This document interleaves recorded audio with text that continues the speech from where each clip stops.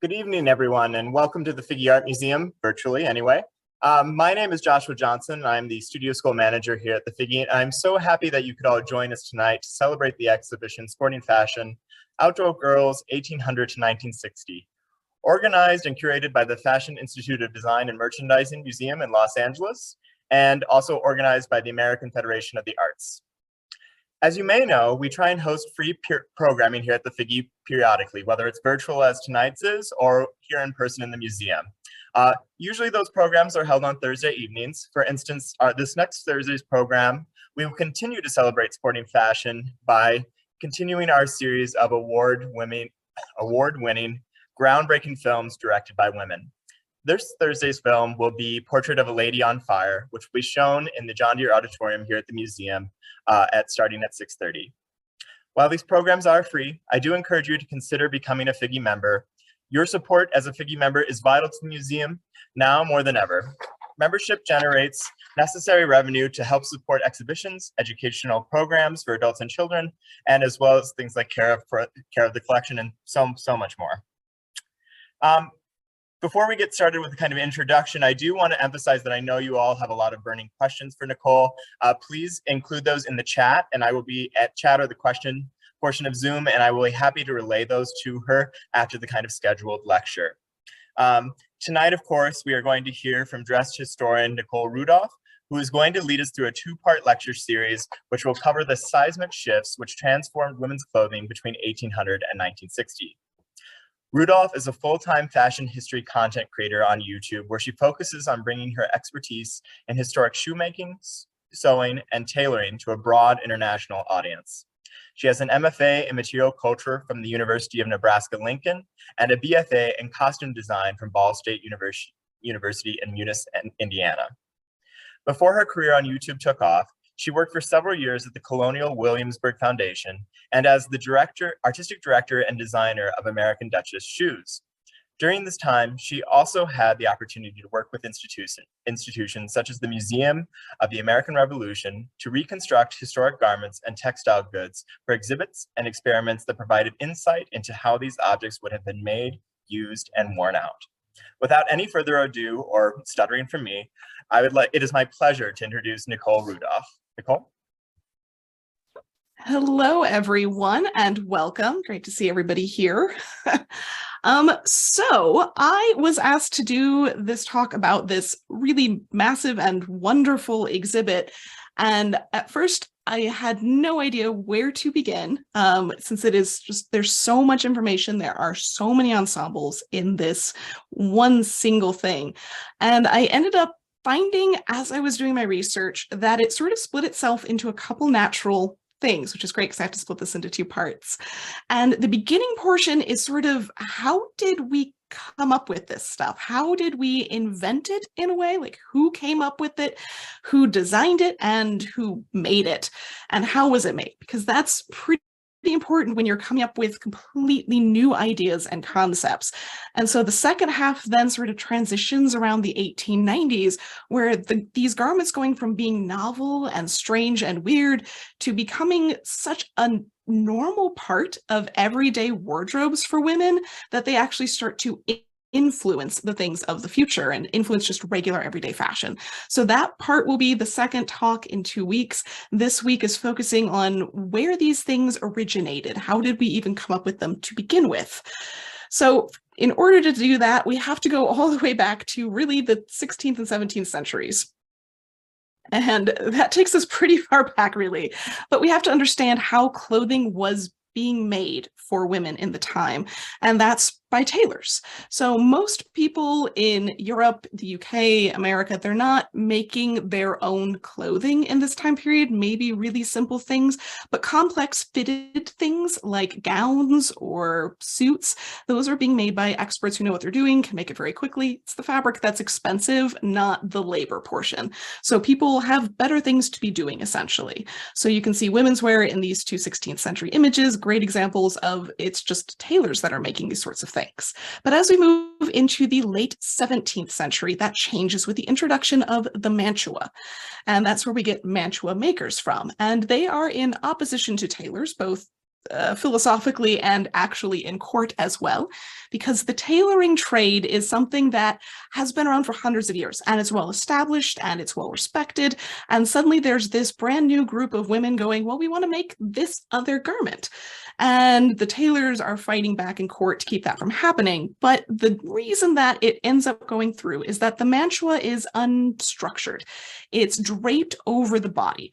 And so unlike tailoring, which is usually done by way of structures and measures and drafting, this is done by draping over the figure. And so the tailors continue to make women's stays, sort of the precursor to corsets. They continue to make women's riding habits and women's court dresses.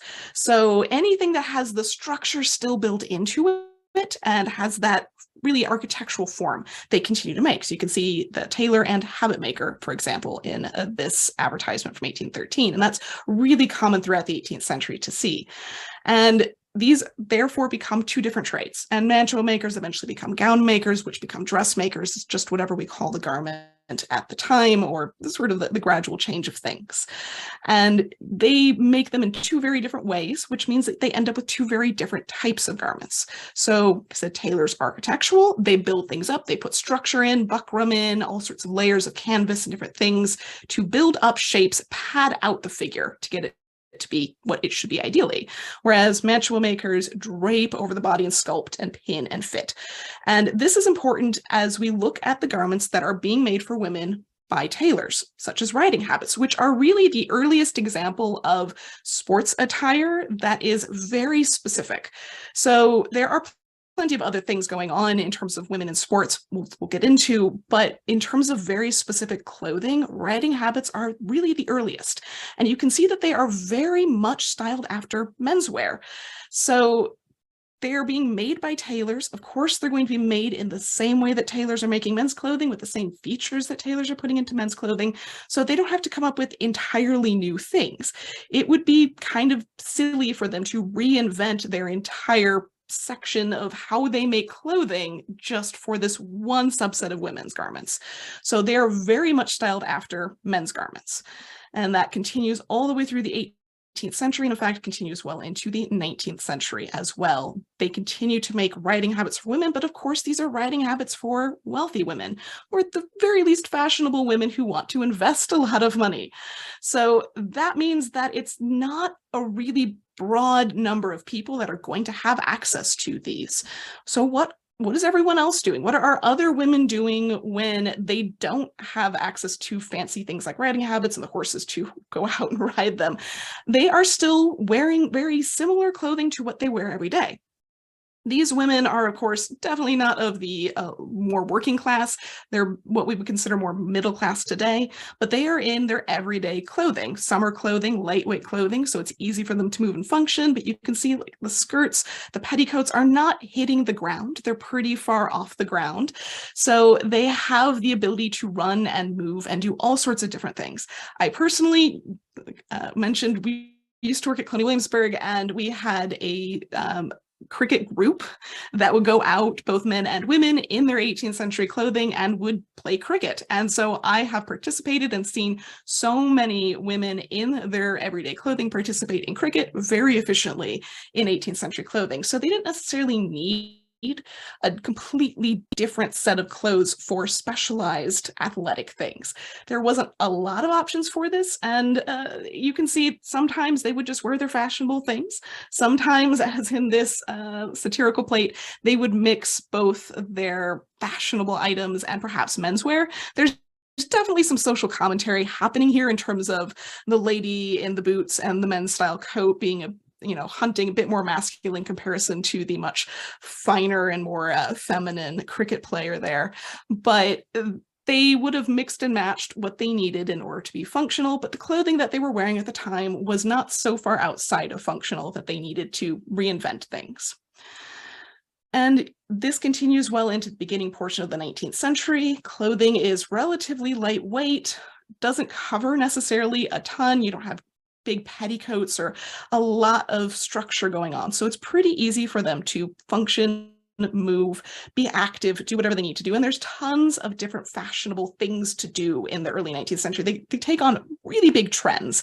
So all of a sudden, everyone's sculpting busts. All of a sudden, people are walking. It's just the new thing. Everyone walks everywhere. All of a sudden, people are picking up on these weird little craft project and art skills as they see them. And so different sports take place with these trends as well.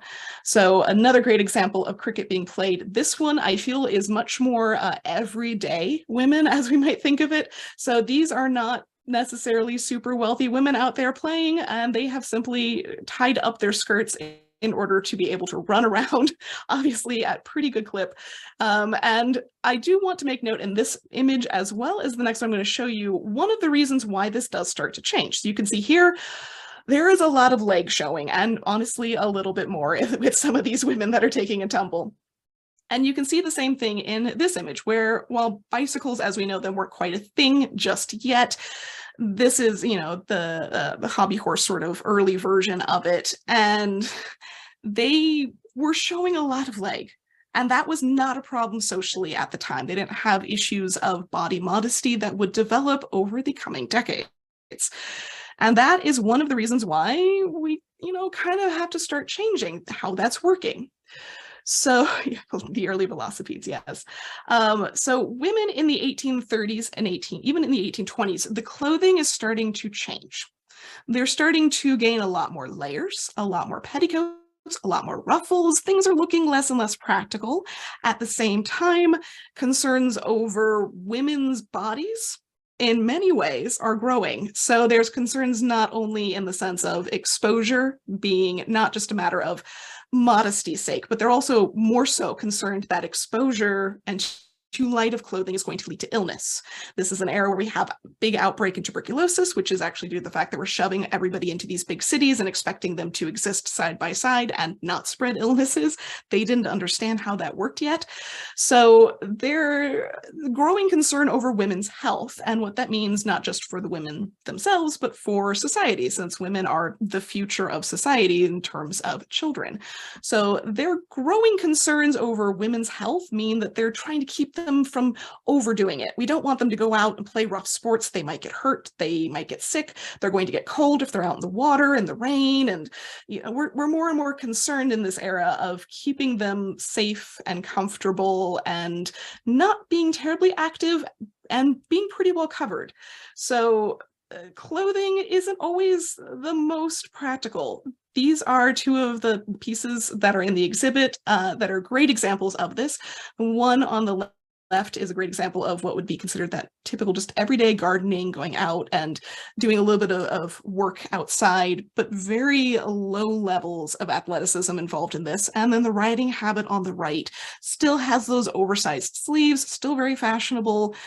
But even then, you're riding side saddle. It takes a lot of physical effort, but it's not a great deal of movement like those early cricket players that we saw.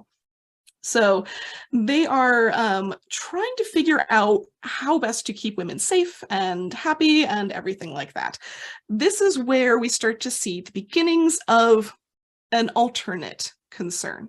So whereas the general doctor populace, medical populace, what you see a lot of times being voiced in newspapers and magazines of the era is women need to be treated as fragile objects. Instead, we're seeing an alternate version, which is the women's rights movement and the National Dress Reform Association. So this image is from 1848, and it's representing the first Women's Rights Convention that happened in Seneca. And they are talking about all of the problems with fashion, because by this point, fashion is getting really impractical, and the concern is less, maybe we should have women be outside less, and more, maybe we shouldn't have them buried under all of this clothing. And so in 1856, the National Dress Reform Association is started up, and there is this counter movement in terms of women's rights. Because you look at the progression of these everyday gowns, the reason they keep getting bigger is they keep adding more ruffles and petticoats underneath. And so the 1845 example just would have literal pounds of petticoats underneath, and is not the easiest to move in. Even the 1830s, where they stiffened them and corded them in order to get as much fullness as possible, there's still a lot of weight there. That changes, of course, with the cage crinoline. We often call it a hoop skirt today, but they called it the cage crinoline, and that allowed just little bands of metal in order to hold the skirt out and make it a little bit easier to move and function, which sort of took a lot of the bite and concern away from the dress reform movements in the 1850s. And so you don't see as much about changing women's everyday fashion in a slight way to help with that, so much as you start to see major movements. So it's important to know at this time, there are other things happening, which is that right around the 1830s, 1840s, we're starting to see interest in making things at home. So children's clothing, simple things like that have been made at home for a long time, but there aren't really instructions. There are no sewing patterns. There are no manuals, books, anything like that at this point in time.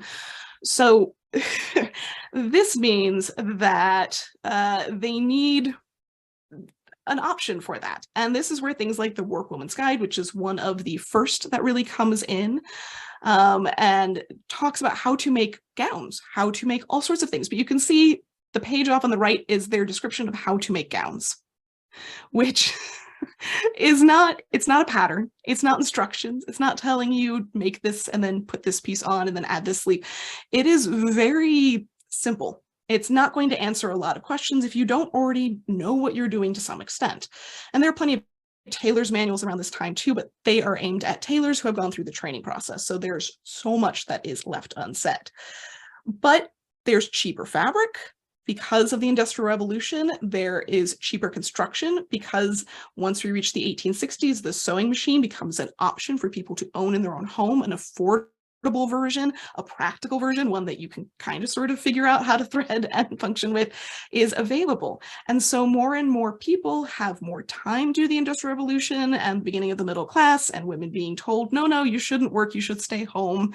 Well, what do you do with your time? You learn how to do these sorts of skills. So they're making this sort of thing more available. And this coincides really well with that dress reform movement that takes off in the 1850s. And the example that I think most of us have heard of course, is the bloomer, which is named after Amelia Bloomer, though she very much refuted that she created it. It sort of came to, I don't know how to say this, but popularity in a way, though it was never actually popular. It came to the awareness of the press in 1851 under the name of freedom dress. And it got picked up by the New York Tribune and it just exploded from there. But the story is that Elizabeth Smith Miller and her cousin Elizabeth Cady Stanton were the first to wear it. And then Amelia Bloomer knew them, really loved this style and went, I want that too. And it was never intended to be a replacement, that it was never meant to be like, this is the new thing everyone should wear. They knew perfectly well that it wasn't for everyone. It's not hugely off from modern fashion in many ways. There's still stylish elements to it, but it's not exactly trendy. It's definitely not the prettiest of things. Comparison to the fashions of the era, it's a pretty stark difference. And so not surprisingly, they got made fun of a lot for it. It did take off well enough that quite a few women picked up wearing it because of the notoriety of it. And there were just so many satirical prints and discussions about it. And the women that wore that sort of garment, it wasn't exactly seen as a good thing by most. So they were definitely seen as more masculine, very on the fringe. And it didn't become a popular thing right away. It did, however, manage to find its popularity in an alternate to everyday fashion in a way, which is the fact that it was picked up for gymnastics. Gymnastics is one of the earliest, I would say, more women-oriented sports. It came over from Germany and it grew in popularity very quickly in both the US and the UK. And it was primed for that because there were all of these girls' schools starting up. So part of the women's rights campaigns and all those things that were happening in the 19th century was, we need girls to have an education beyond just the basics. And so they were building all of these girls' schools, and at the same time they were thinking, what else do we need outside of classes? They went, well, we need space for them to be active, to be functional, get out there, whether it's working in the garden or perhaps something a little more organized like gymnastics. And I feel like there's always been some version of gymnastics, as they call it. It's not obviously what we think of with Olympics gymnastics. It's calisthenics. It's very light, repetitive movement, the equivalent of step aerobics or whatever it is of our different eras. That was the thing for women to do, so that way they could be active without building too much muscle. That's the sort of thing that they're doing. And gymnastics wasn't exactly achievable in fashions of the time. So the bloomer became the popular option. It went by a number of different names. They sometimes refer to it as Turkish trousers because it does have a lot of similarity to the trouser garments that women were wearing in Turkey, which was a really popular aesthetic style for people and had been popular in artistic ways for centuries at that point. So it gained different names depending on what people were familiar with. But this particular style became incredibly popular for gymnastics purposes, and was picked up by these different universities as part of the uniform system and all of that. The question then became, where do we get them? Because it's great that we've come up with this idea. It's great that Amelia Bloomer came up with these concepts, but where are we actually going to get the garments from?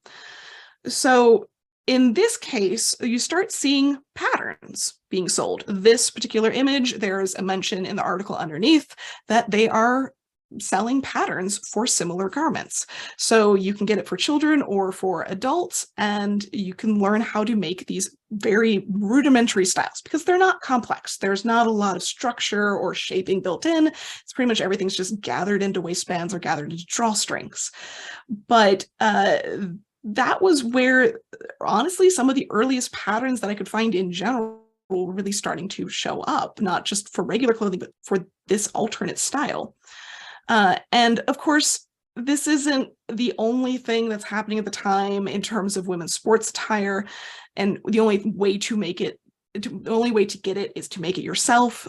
This one I really wanted to note in this era because it's a great little article that talks about all of the different dressmaker, tailor options, things like that. And this one group of women, and it went through a list of about 30 women that are wearing riding dress for everyday things, not just for riding, but assumably shorter than the riding skirts that we're used to seeing, which are meant to be incredibly long to cover the feet when you're riding side saddle, but instead wearing the jacket style like you see there, that these women got together, ordered the fabric together in bulk so that way it would be cheaper, and had them all made up the same by one tailor. So presumably this was a way to save money.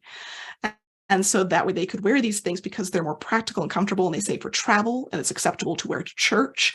And so those athletic styles, as we kind of think of them, are slowly infiltrating more and more everyday fashion styles. But there's this growing appeal for being outdoors. The 1860s is a huge turnaround from that 1830s waif of a woman who's, going to not be able to hold up to all sorts of active things. Instead, the 1860s swung back the other way.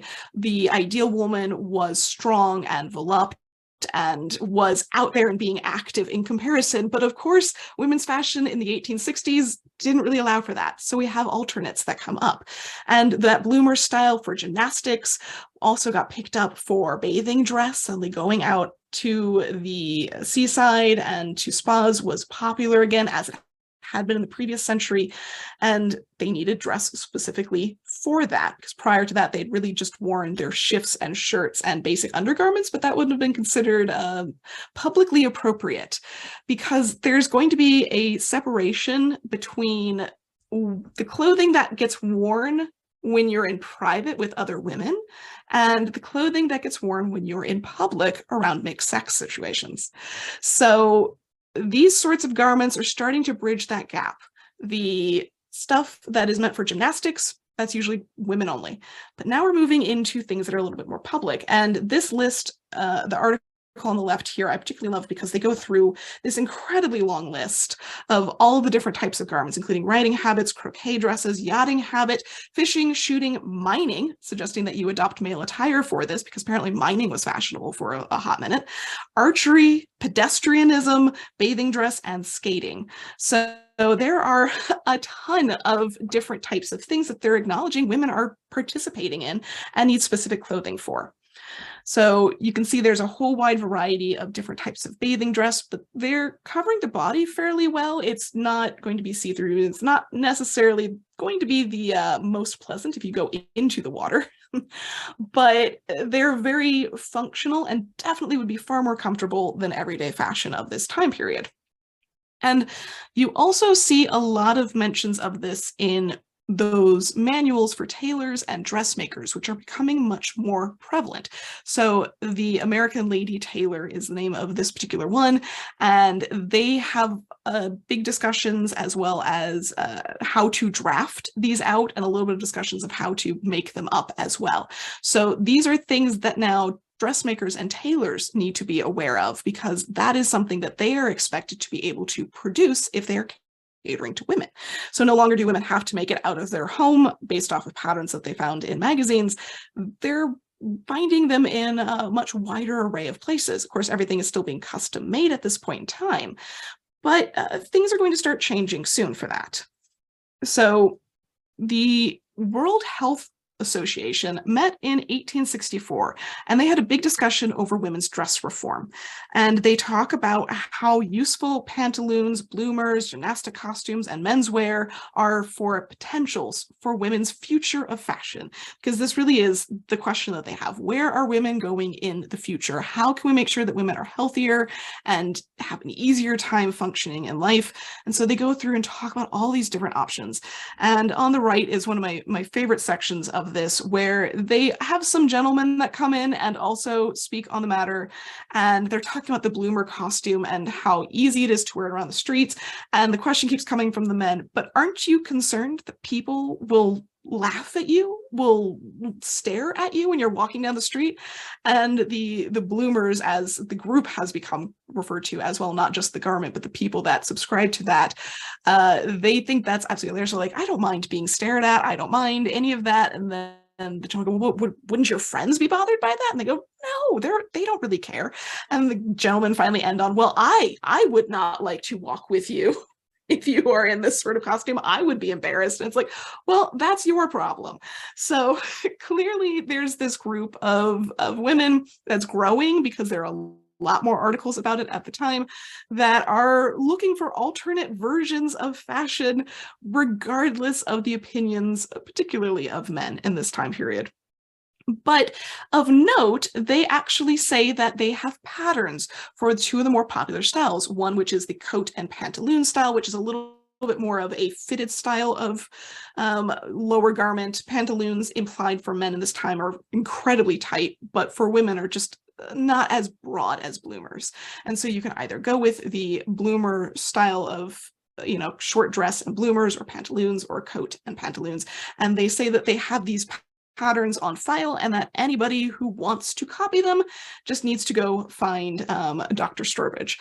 So they are providing for free whatever pattern you want for this alternate style of fashion, whether you're planning on wearing it for athletic wear or everyday wear. And presumably these are very simple garments. They're not going to be tailored like riding habits, which are incredibly complex in this time. These are just very, very simple, essentially pajamas to our modern eyes in many ways.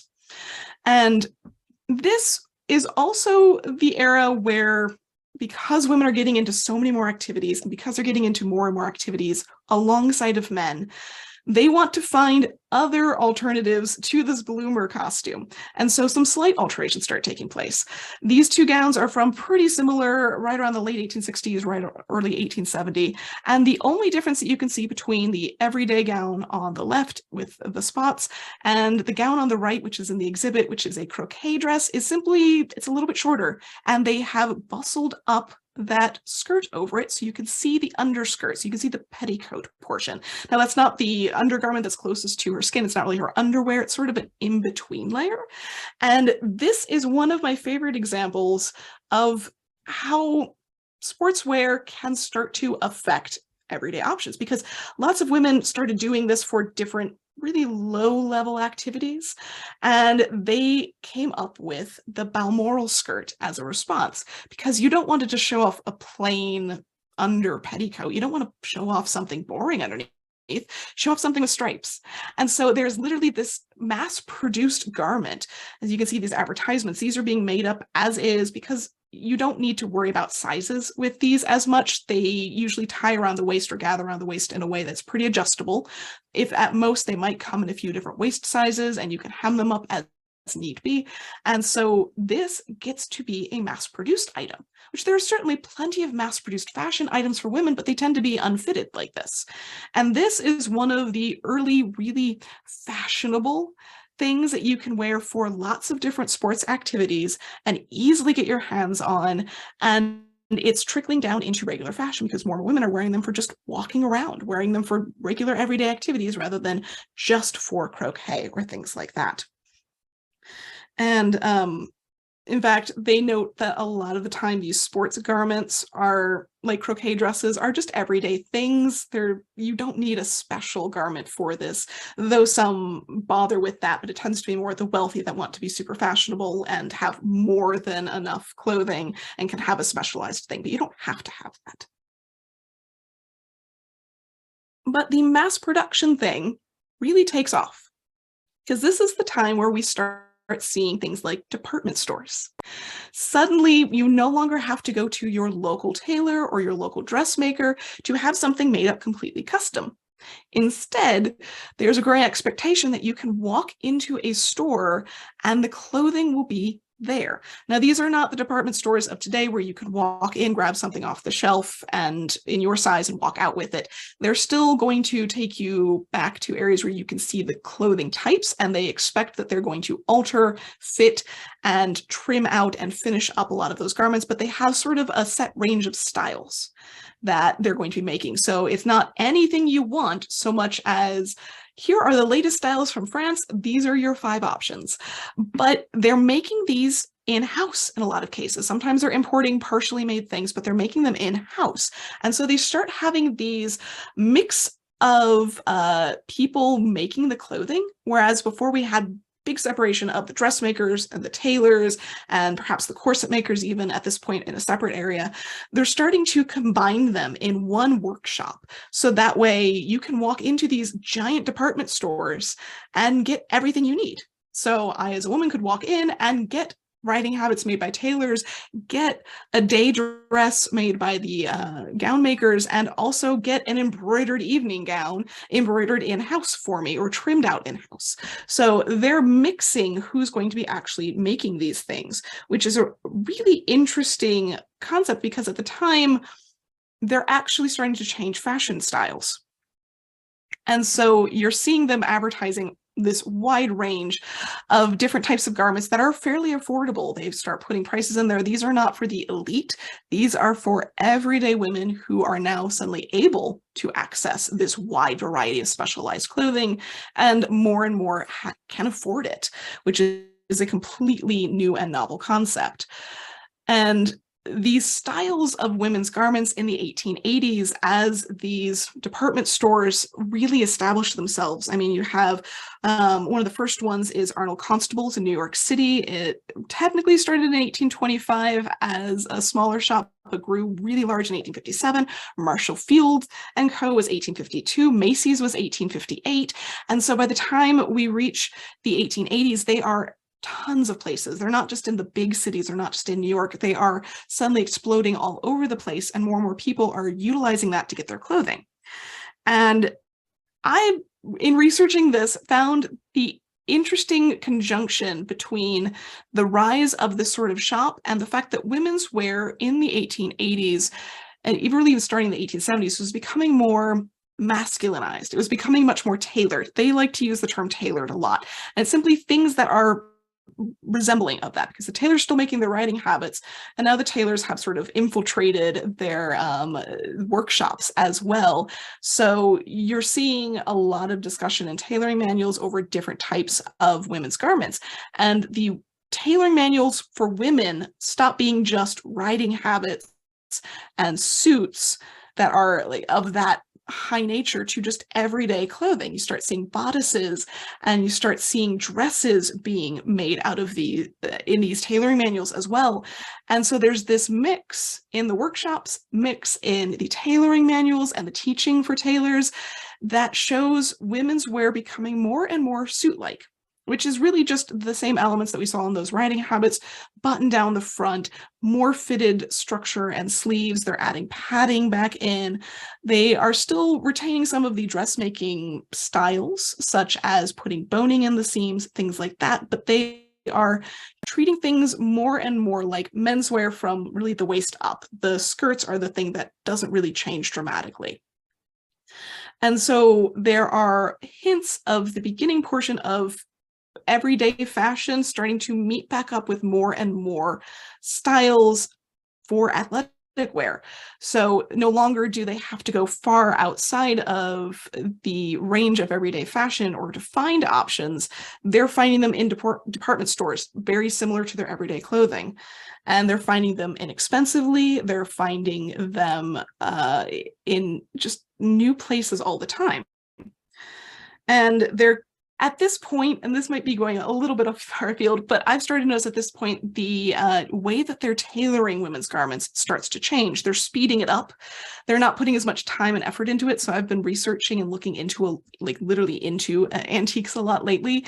And I've noticed that if you look at riding habits, there's so much structure and buildup, but these more tailored women's garments that they're making, maybe they just slap one layer of canvas in there, machine stitch it in and call it a day.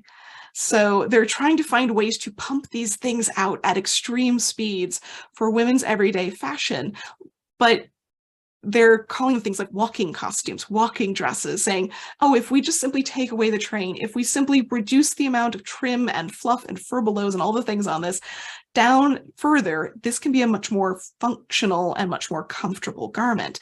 So you start to see those changes happening, whereas women's fashion is still looking incredibly uncomfortable to our modern eye in many ways, where it's a lot of layers, a lot of structure, a lot of weight, but they're aware of this and they're changing things and they're coming up with alternates, and more women have versions of this sort of dress available to them that isn't. So this coincides with the next step in women's sort of emancipation in a way. We talked about those girls' schools that were starting to develop in the middle part of the century. Now we're starting to see clubs start up for women. So this is a great example of an 1878 club, but they really exploded in the 1880s and 1890s. And these clubs allowed for a semi-private space. Some parts were more public. They would often have a restaurant where men would be accepted if they were escorted by a member of the group, but they would have spaces that were very private for women to relax, as well as spaces for women to exercise. So suddenly there's a lot more availability to the average woman, because that was the emphasis on this. They were not meant for wealthy women. Unlike a lot of the men's clubs that were very much aimed at the upper classes, they talked a lot about sort of evening out the class structure. Of course, this is still really going to be middle class and upper class women.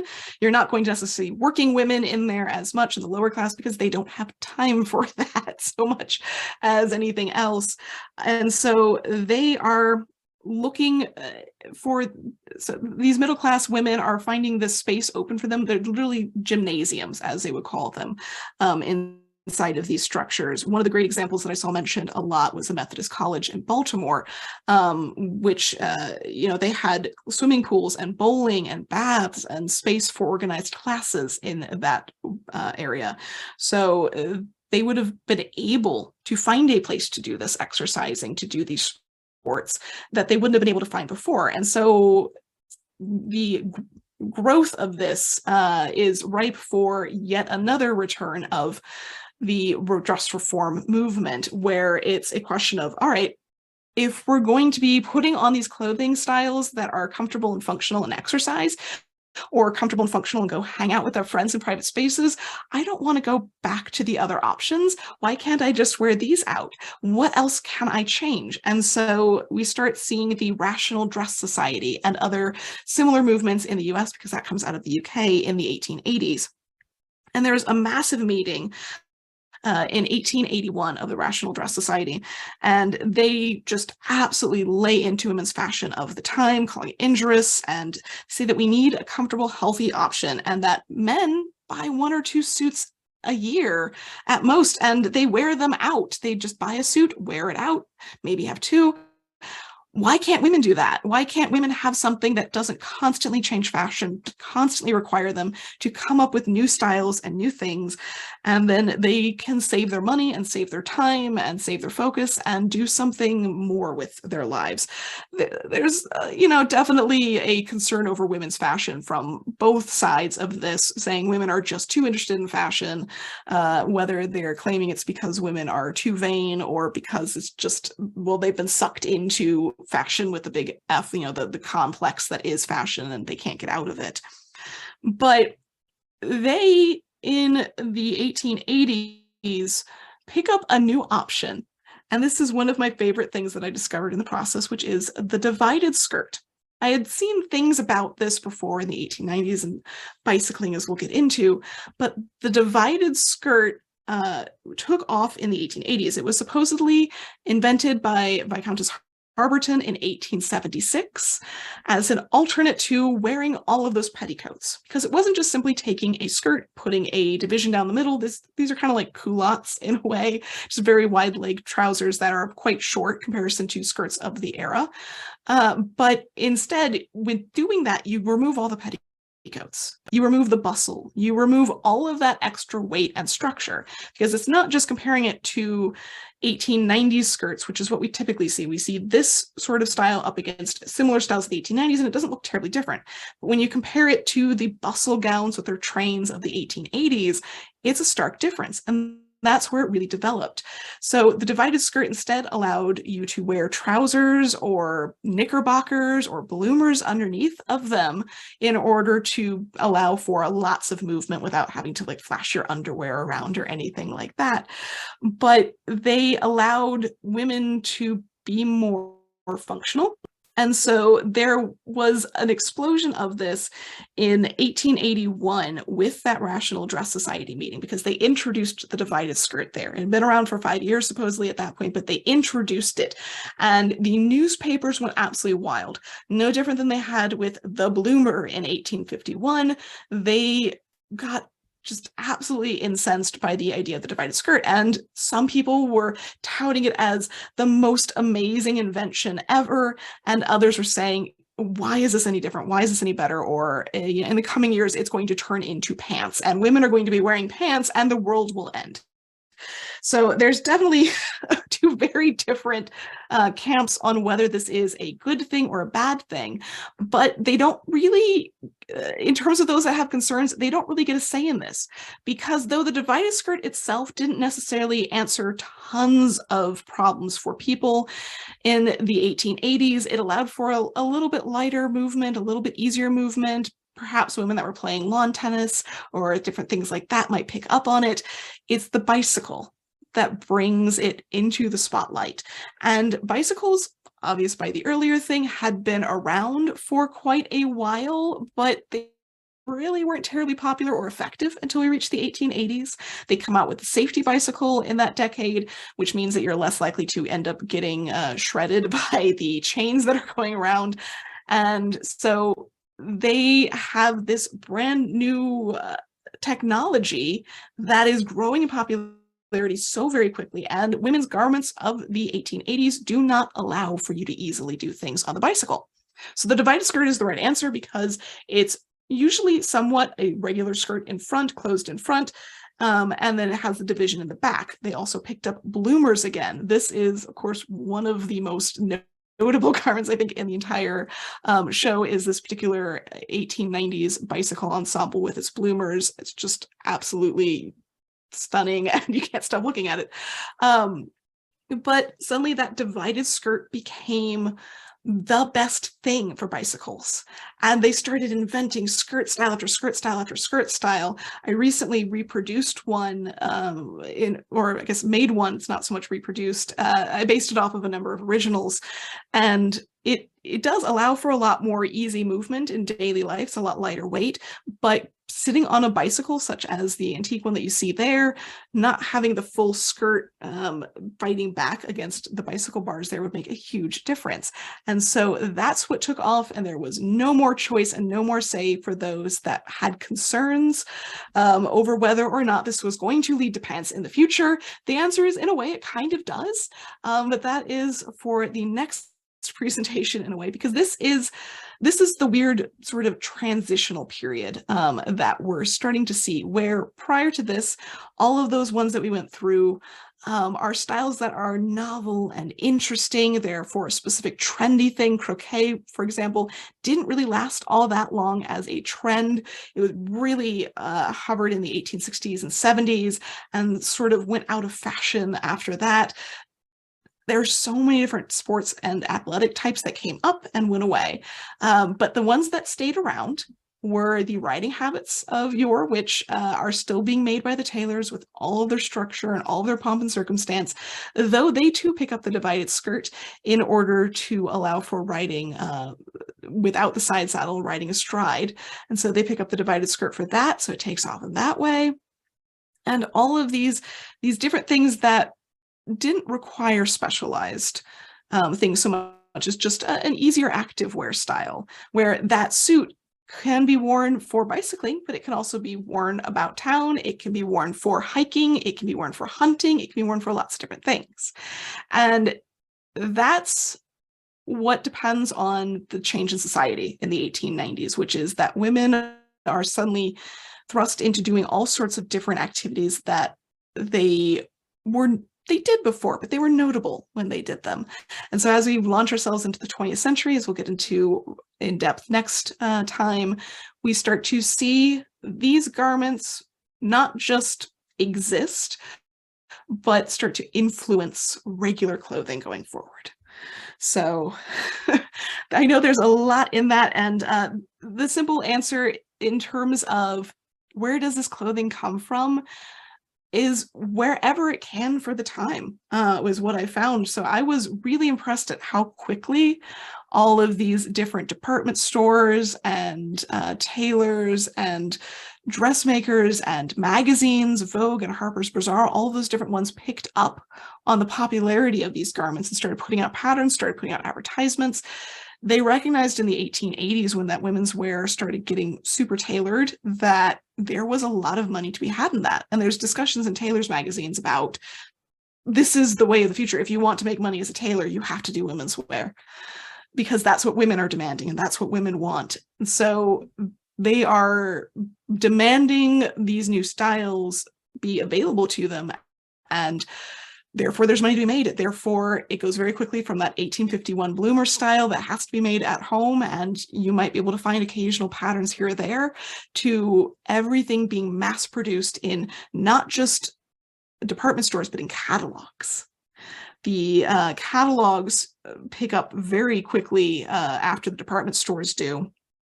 And you end up finding just everything available to everyone, because it doesn't matter if you have a department store near you, you can get the Sears catalog mailed to your house and you can buy what you need out of it.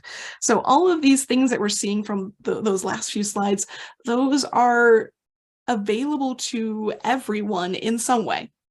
Is everyone going to be able to afford this fancy silk version? Probably not, but a more plain, practical version, definitely. So I think this is probably a good time for me to transition to starting to answer some questions for you guys. So I can see them off to the side. Feel free to throw in questions about anything that I have or haven't talked about. I have so much more information that I managed to squeeze into this, and I sped through it pretty fast, but that gives us a little bit of time for lots of questions. So have you encountered Mr. Steeling's men's trousers story from the 1930s? I haven't yet.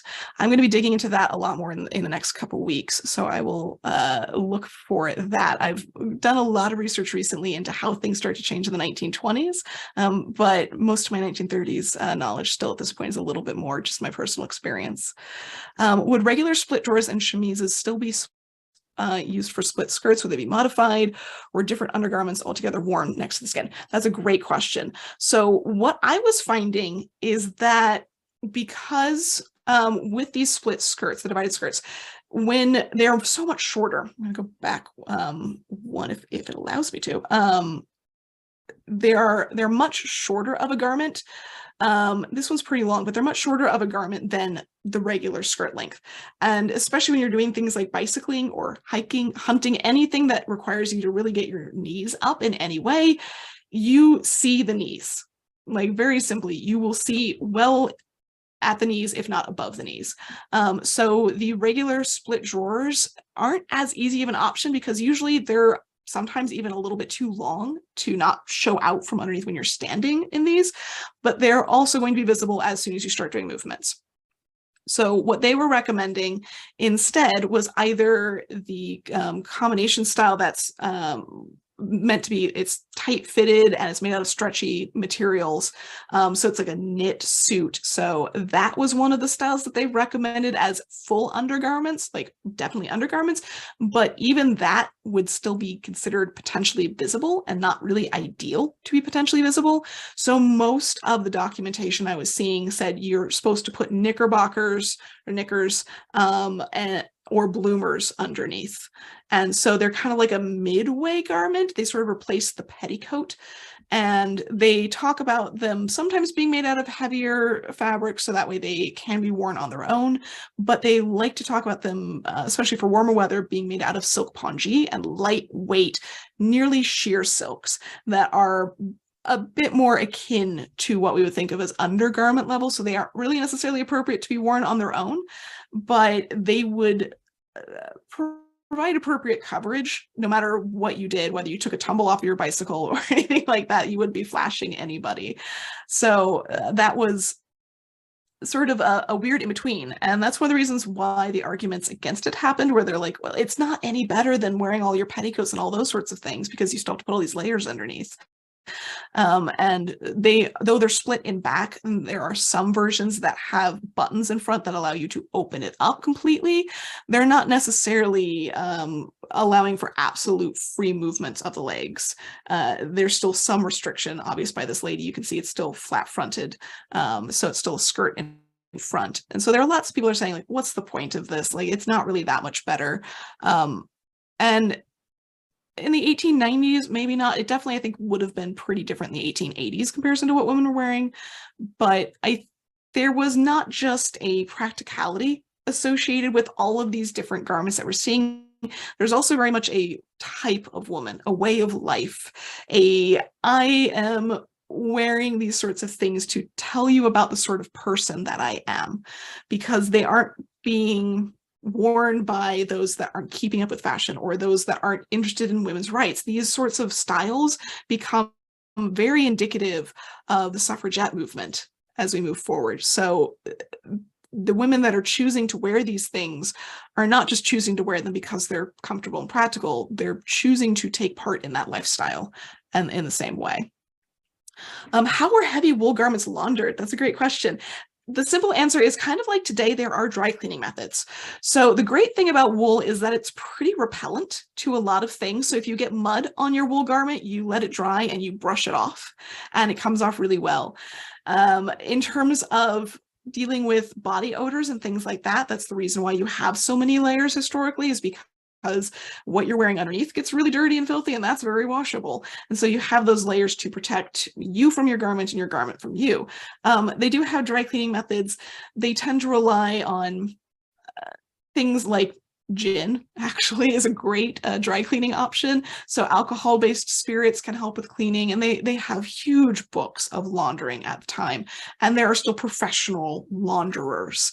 So if you get your suit dirty in some way, odds are taking it to someone who is a professional in a way, though they outsource a lot of that labor to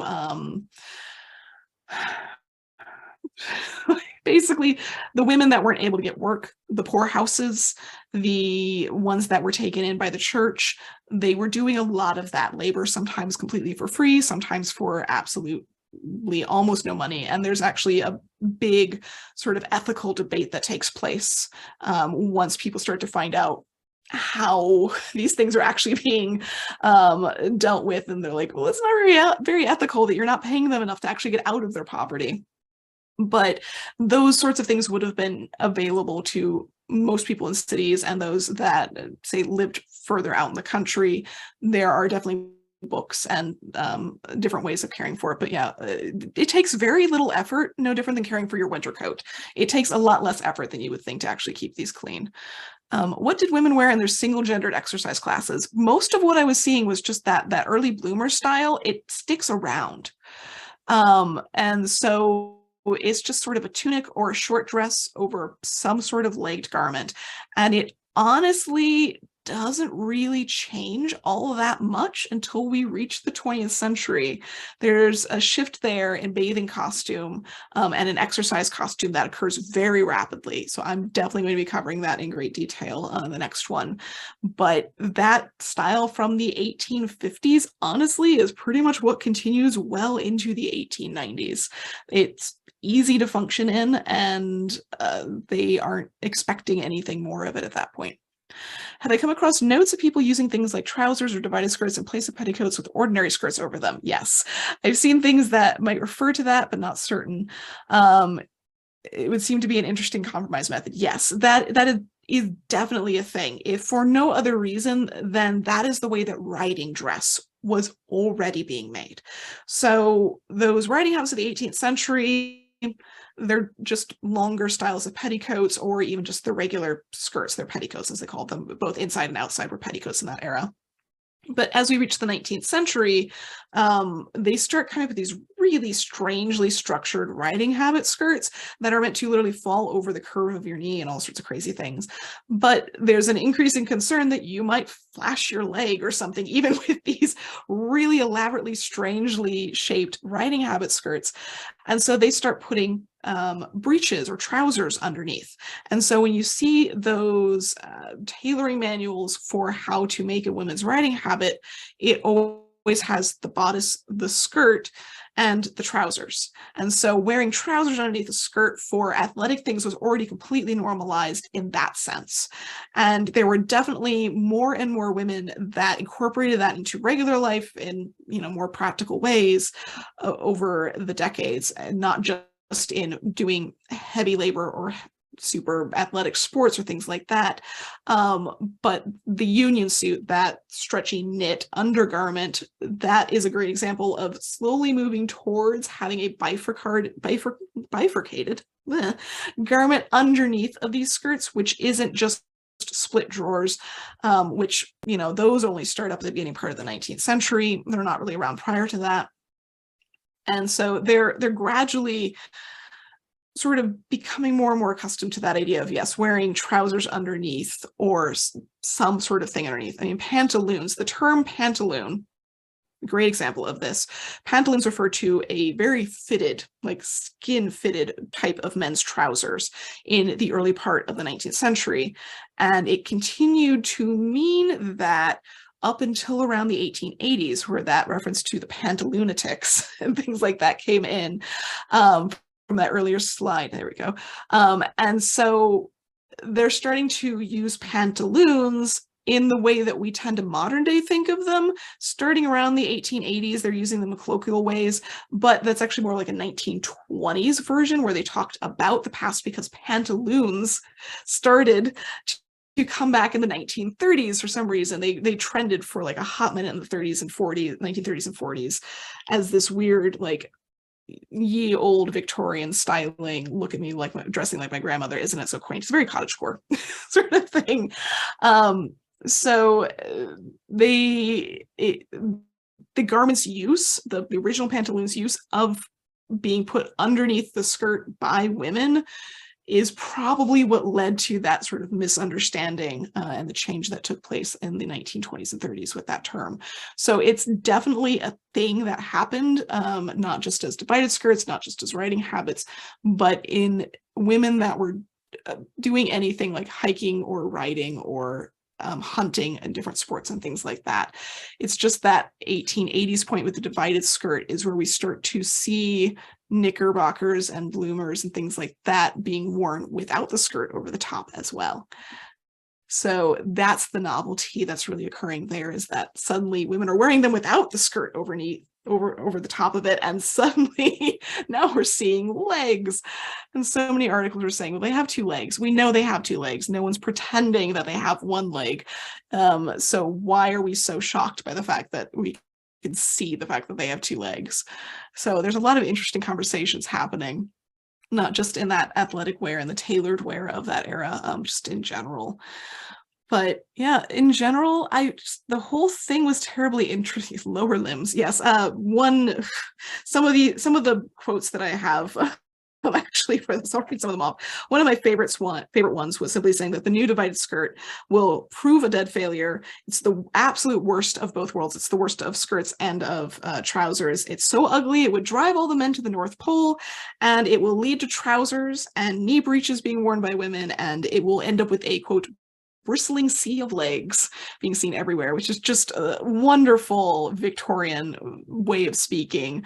They never go simple when it comes to their concerns with these things, because they really were concerned that they were going to suddenly have women walking around in trousers, and it'd be the end of society as we know it. But you know, and this is also the place where fashion becomes sort of a problem for both sides, because there's the claim that fashion is what's keeping women in impractical garments, but at the same time, when you actually look at it, the fashion industry is what's allowing women to have access to these things, because they're mass producing them in such large quantities and advertising them in all sorts of catalogs and pattern catalogs and Vogue and Harper's Bazaar and everything. They have suddenly all of these things available just from Sears. And so fashion realized, like they do today, there was money to be made, and they started pumping these things out en masse so quickly. And suddenly the concern that fashion industry was keeping women from being functional and keeping them unhealthy and encumbered, suddenly switched to, what is the fashion industry doing? They're outfitting our women in pants. Like, yeah, the secret pants. I recently Bernadette's, yeah, secret pants as they come to be called. So the convertible divided skirts are absolutely everywhere. I'm going to start the conversation in the next video with that, because it honestly was such a massive thing that I found I wasn't sure if I could cram it into the end of this. I wasn't sure how fast everything else would go, and I didn't want to short that, because it's so much that happens. I found literally hundreds of patents that are out there. Lots of other people have done research on that as well. There's an entire book just about bicycle skirt patents and divided skirts. And so some of them button straight up the front, some of them have panels that button over, some of them have all sorts of other alternatives to flaps that fold up and down and all sorts of crazy things. So yeah, there's an infinite number seemingly of originals, as well as, like, in terms of the surviving garments like this one, as well as drawings and patents and discussions over that. There's just so many advertisements for different ways of doing convertible divided skirts. Some of them get really weird. So I'm going to show some of the normal ones. I'm going to show some of the really weird ones in 2 weeks too, because they just they tried to come up with whatever they could. The book title, I don't remember it off the top of my head. I will make sure to have it mentioned in the next one. Can't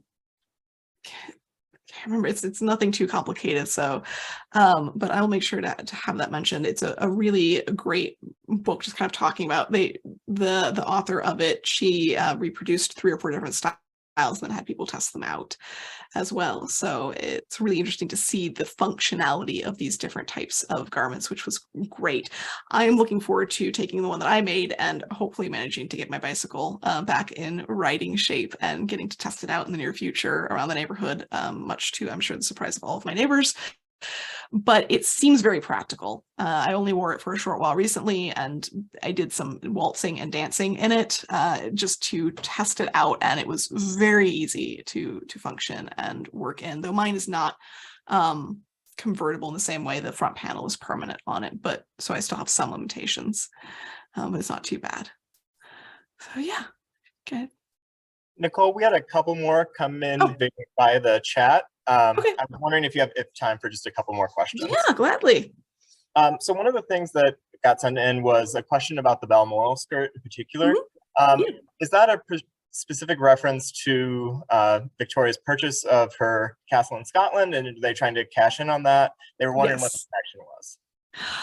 With that connection, it's been a while since I've dug into that one, but in the back of my head, I have this information back there. And I wish I had come back across this because I feel like there's a very specific thing. It might be that the manufacturers of it started in that area, because that's very often where names come from for fabrics and different fashions and things like that.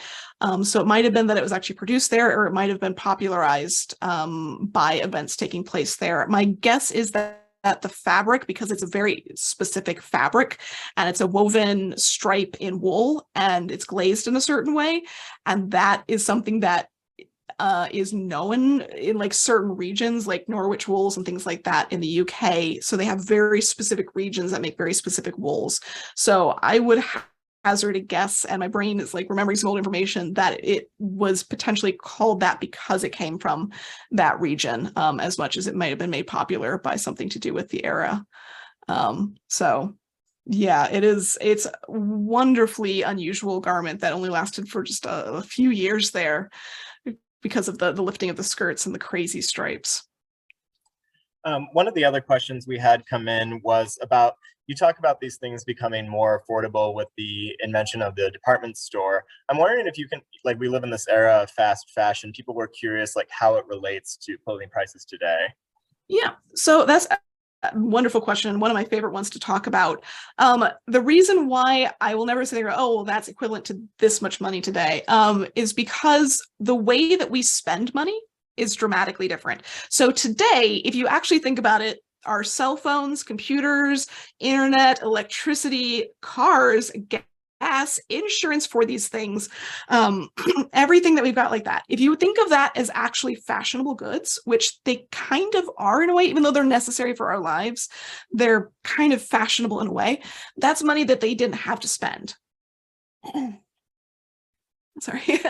And so they had, even though clothing on average was more expensive comparison to what they earned as a salary, they didn't have to spend money on anything aside from where am I living and what am I eating. And they're usually walking around town. They're not traveling long distances. They don't have all of this technology that we're expected to have in order to basic function. So clothing was on, like, if you compared it, yes, you're looking at garments that on average are costing, a few $100s for something pretty simple, but they have more money to spend on that sort of stuff if they have money. I mean, things when they're only costing $4 or $5 for the era, that's something that some people would earn in a day. That's something that some people would earn in a week. And, there were definitely going to be groups that earned even far less than that. Most of the time, the easiest way to think of it is that they wouldn't obviously have as much clothing as we do today, because clothing today is so cheap and meant to be thrown away, but they would have a pretty good range of things in their everyday wardrobes, and they'd be purchasing plenty of new things every year, even for those that live out in, Iowa in the 1860s. They would have access to those things from Sears catalog, because Sears catalog was not for the wealthy. It was never going to be intended for even the upper middle class. It was intended for farmers. It was intended for everyday people. And so therefore the clothing that was in it had to be something that they could afford. And even in out of the way cities cities. There are plenty of dressmakers and tailors shops that popped up in all those cities. Where my family, one of my sides of my family is from in rural Indiana. I did some research into the family and the city, and they had in around the 1880s, they had 2 tailors and 3 dressmakers in this tiny, tiny little town that only had like 10,000 people in like a broad sense. They had tons of availability for that stuff. So people had more money to spend on fashion than we would expect. Though, you know, a couple practical garments per year and maybe one nice new thing was really common for a lot of people. And then we just had one more come in into the question section asking about how does the footwear change, if at all, in this period? Yes. So footwear in terms of athletic things is not really something that we see as a difference until around the 1890s. We start to see different options because of the bicycle. So footwear, the Oxford takes off in the beginning part of the 19th century for both men and women, and that is named after Oxford. The students that were there started wearing that particular style as a sort of rebellion to the style that they were told that they were supposed to wear. There's a whole big thing to that. But, you know, the tied, essentially the tied version of, you know, shorter shoe, which meant that a shoe that holds to your foot really well and allows you to be really active and really functional is available, more financially available, because boots, riding boots, military boots, things that are up to the knee are expensive because it's a lot of leather. That's a lot of time, a lot of effort, a lot of leather. And so Oxfords sort of become the really easy option to pick up, and they're fashionable throughout. They lose the heel when everything else loses the heel. They gain the heel back in the 1850s, as everybody gains heels back in the 1850s, and they keep up with fashions and styles, but they're really surprisingly practical options available on the market for everyday clothing. So they don't necessarily have to reinvent footwear just yet, but that changes with the bicycle boot, and it changes with rubber soles being a popular new thing as we turn into the 20th century. Well, Nicole, I just want to thank you so much for this kind of wonderful insight into the athletic and leisure wear of this period. And I know we're all looking forward to when you come back and discuss the second half of this kind of period in history on April 16th. I do want to mention too, for those of you who are within kind of driving distance of Davenport, that if you haven't seen the exhibition yet, it's a perfect time to do so. It's on the 4th and 3rd floor of our building, and we have free admission all this month. And the exhibition will be on view through May 7th. So come and see us and see that, and then come back on April 16th and see the second half of this talk. And again, Nicole, we can't thank you enough. So. Well, thank you for having me. It's been wonderful to get to do this research, and I can't wait to share all the other stuff that I found with you guys. There's so much here. All right. Well, we will tune into that next time. All right. Goodbye, everyone.